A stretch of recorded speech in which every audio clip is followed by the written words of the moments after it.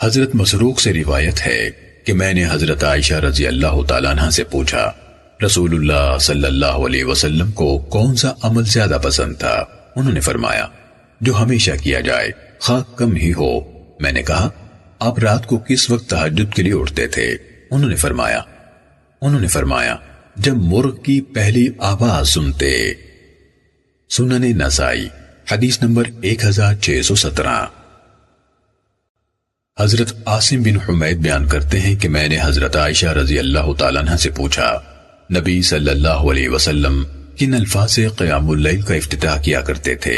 انہوں نے فرمایا، تم نے مجھ سے وہ چیز پوچھی ہے جو تم سے پہلے کسی نے نہیں پوچھی۔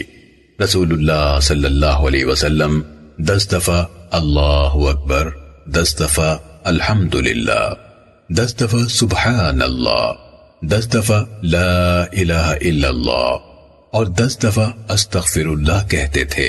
پھر فرماتے، اے اللہ مجھے معاف فرما، مجھے ہدایت دے، مجھے رزق عطا فرما اور مجھے عافیت و صحت دے، اور میں قیامت کے دن اللہ تعالیٰ کے سامنے کھڑا ہونے کی تنگی سے اللہ تعالیٰ کی پناہ چاہتا ہوں۔ سنن نسائی حدیث نمبر 1618۔ حضرت ربیعہ بن کعب اسلمی رضی اللہ تعالیٰ عنہ سے روایت ہے، وہ بیان کرتے ہیں کہ میں نبی صلی اللہ علیہ وسلم کے حجرے کے قریب سوتا تھا۔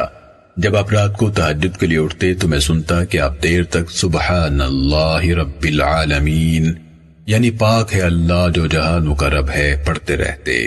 پھر دیر تک سبحان اللہ و بحمدہ، اللہ تعالیٰ تمام عیوب و نقائص سے پاک ہے اور تمام تعریفوں والا ہے، پڑھتے۔